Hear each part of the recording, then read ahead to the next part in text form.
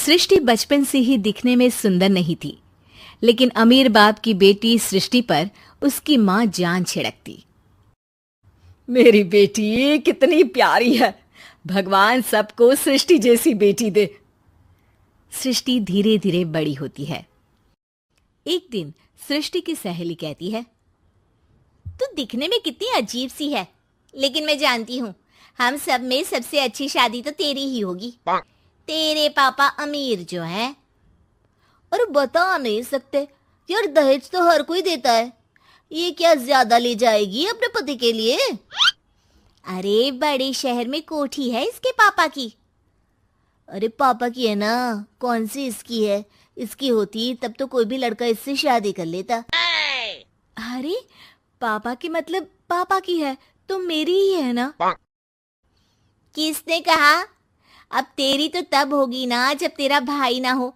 वैसे भी शादी के बाद सारी प्रॉपर्टी भाई के नाम होती है। सृष्टि समझ जाती है कि उसे किसी भी हालत में माँ बाप की सारी प्रॉपर्टी को अपने नाम करना है, लेकिन कैसे? एक दिन सृष्टि का भाई शीनू कहता है, बहन क्या कर रही है?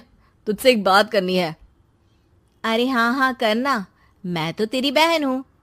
बहन मेरी लाइफ में ना एक लड़की है, बहुत अच्छी है। मैं सोच रहा हूँ माँ और पापा से बात करूँ शादी के लिए। सृष्टि को समझ में आ जाता है कि भाई की शादी होते ही भाभी उसे एक दिन भी घर में बर्दाश्त नहीं करेगी। क्या बात है भाई, बताना कौन है वो? यार वो बहुत अच्छी लड़की है, पढ़ी लिखी है, मेरे साथ जॉब भी करती है। बस एक प्रॉब्लम है। प्रॉब्लम? क्या प्रॉब्लम है भाई? यार वो शादीशुदा है, लेकिन उसके पति ने उसे सिर्फ इसलिए छोड़ दिया क्योंकि उसके माँ बाप दहेज नहीं दे पाए। सृष्टि ये सुनकर न जाने क्यों खुश हो जाती है। अरे भाई तो क्या हुआ, लड़की तुझे तो पसंद है ना? शीनू को लगता है कि बहन उसे समझ रही है। वो इस बात से अनजान होता है कि उसकी बहन की मंशा पूरा घर हड़पने की है। सृष्टि अपनी माँ से कहती है, मम्मी मुझे तो बहुत चिंता है। पता है शीनू क्या कर रहा है? अरे क्या कर रहा है? वो तो काम पर जाता है और वापस घर आता है। नहीं ना माँ, वो यही तो नहीं कर रहा, बाकी सब कर रहा है। आपको पता है उससे प्यार है, और वो भी एक शादीशुदा लड़की से। ये क्या हो गया? मैं सोसाइटी में क्या मुंह दिखाऊंगी? अरे तेरे पापा तो यही कहेंगे कि मैंने ही उसे बिगाड़ दिया है। माँ देखो, मेरी बात मानो, पापा पर भी विश्वास करने की जरूरत नहीं है। अब आप ही बताओ, पापा इतनी देर घर के बाहर रहते हैं क्यों? बोलो। अरे बेटा वो तो नौकरी करते हैं ना। तू बहुत भोली है माँ। पापा का ऑफिस तो 7 बजे खत्म हो जाता है, लेकिन देखो कितनी देर से आते हैं। अरे नहीं नहीं बेटा, ऐसी कोई बात नहीं है। सृष्टि माँ को एक औरत से बात करते पिता की फोटो दिखाती है। देखो माँ, कैसे हैं पापा? मैं ना कहती थी कि पापा सही नहीं है। मैं तेरे पापा से बात करूंगी, दे फोटो मुझे। ओ माँ, वो तो डिलीट हो गई। लेकिन चल, तूने तो देख लिया ना। पापा से बाद में बात कर लेना, और हाँ, मेरा नाम बिल्कुल मत लेना। हाँ माँ। अब क्या था, सृष्टि के माँ और पिता के बीच झगड़ा होना शुरू हो जाता है। सृष्टि के मन में क्या चल रहा था कोई नहीं जानता था।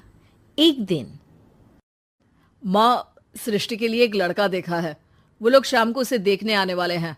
और हाँ माँ, एक खुशखबरी, मैं और पापा मिलकर एक नया बिजनेस ट्राई कर रहे हैं। शाम को लड़का आता है, सांवले रंग का। सृष्टि को तो बिल्कुल भी पसंद नहीं आता। लड़की की माँ कहती है, लड़की का चेहरा तो कोई खास नहीं, लेकिन अगर मेरे बेटे को आप लोग सेटल कर दें तो मैं उसकी शादी आपकी बेटी से करवा दूं। सृष्टि को लड़का बिल्कुल पसंद नहीं था। उसे भाई पर गुस्सा आ जाता है। लड़के वालों के जाने के बाद कहती है, माँ देखा, शीनू मेरे लिए कैसा लड़का लेकर आया, न दिखाने लायक न सुनने लायक, सेटल भी नहीं, वो भी हम करे। अरे माँ, मैं जानती हूँ ये मेरी शादी किसी भी घर में क्यों करवाना चाहता है। अरे कैसी बात कर रही है बहन? तूने तो देखा ना, लड़के को मैंने ही मना कर दिया तुझसे शादी के लिए। जिसने लड़का बताया था उसने उसकी बहुत तारीफ की थी। बात आई गई हो जाती है, लेकिन सृष्टि का मन शांत नहीं होता। क्या करूं, कुछ समझ में नहीं आ रहा। मेरी शादी हो गई तो ये लोग पूरी प्रॉपर्टी शीनू के नाम कर देंगे, मेरे हाथ तो कुछ लगेगा ही नहीं। तभी सृष्टि को आइडिया आता है। वो किसी वकील को फोन करती है। जी देखिए, अगर आपके मम्मी पापा का तलाक हो जाता है तो आपके पिता की आधी प्रॉपर्टी आपकी माँ के नाम हो जाएगी, फिर उसे वो किसी को भी दे सकती है। सृष्टि अब माँ को बेटे के खिलाफ भरती है। माँ, शीनू पर नजर रखा करो, वो जिस लड़की के प्यार में है ना वो शादीशुदा है। यहाँ आएगी, सारा पैसा रुपया जमीन जायदाद सब हड़प लेगी। पापा का भी हाल तुमसे छुपा नहीं है। ऐसा ना हो कि मैं और आप एक दिन सड़क पर भीख मांगे। हे भगवान, मैं तो जीते जी मर जाऊंगी अगर ऐसा हो गया तो। ऐसा हो गया नहीं माँ, ऐसा ही होगा। अभी समय है, आगे का सोच लो। मैं तो कहती हूँ पापा से आधी प्रॉपर्टी लेकर अलग हो जाओ। पापा की आधी प्रॉपर्टी भी हम लोगों को अगर मिल जाती है ना तो अगले 7 जन्म सफल समझो। बेचारी माँ बेटी के कहने पर पति से तलाक लेकर अलग हो जाती है। सृष्टि अब पैसों से गाड़ी और अपने दूसरे महंगे शौक पूरे करने लगी। उसके दोस्त भी उसके पैसे इस्तेमाल करते। सृष्टि, कल तुम कहाँ थी? मैं सारा दिन घर पर अकेली थी। तो मैं क्या करूं? मैंने ठेका तो नहीं लिया है ना तुम्हें संभालने का। माँ को सृष्टि से ये उम्मीद नहीं थी। वो बैठकर रोने लगती है। वहीं उसका पति यानी कि सृष्टि के पिता आ जाते हैं। मैं जानता था कि तुम्हारा यही हाल होगा, तो आपने मुझे रोका क्यों नहीं? मैं रोकता तो तुम रुकती क्या? सृष्टि के कहने पर तुमने मुझ पर अपने बेटे पर शक किया, लेकिन तुम ये भूल गई कि कैसे हम दोनों ने मिलकर जीवन में इतना सब खड़ा किया। माँ पति के गले लग जाती है।